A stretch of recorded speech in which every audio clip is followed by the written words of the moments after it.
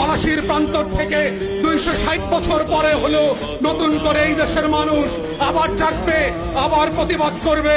যদি মনে করে থাকেন পুলিশের গাড়ি দিয়ে, ভেহিকেল দিয়ে, কানন দিয়ে, র্যাবের গুম খুনের ইতিহাস জমা করে, বিডিআর দিয়ে, সেনাবাহিনী দিয়ে বাংলাদেশের 20 কোটি মানুষের স্বাধীনতার সম্ভাবনা আকাঙ্ক্ষাকে হত্যা করবেন, বোকার স্বর্গে বাস করছেন, বাংলাদেশের মানুষকে চেনেন নাই।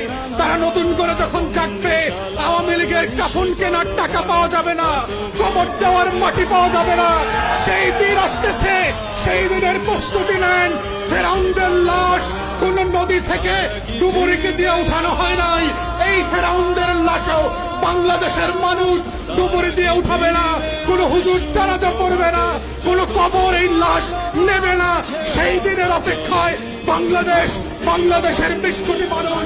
আমরা বারবার বলছি, আইয়ুব খান রাজতন্ত্র আমরা মানি নাই, ইয়াহিয়া খানের রাজতন্ত্র আমরা মানি নাই, শেখ পরিবারের রাজতন্ত্র মানি না, মানছি না এবং মানব না।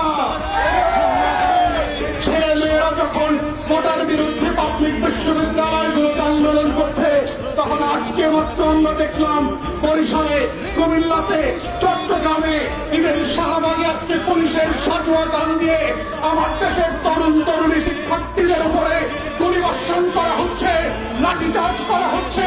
এটা পাঞ্জাবের আমল না, পাকিস্তানিদের হাতে আমরা বন্দীরা। এটা 190 বছরের জমিদারি শাসন না।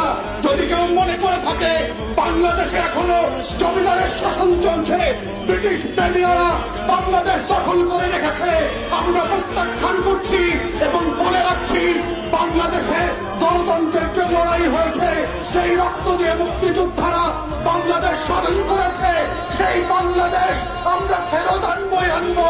কোটা থাকবে না, ইদার শেখ পরিবার, হাসিনা থাকবে,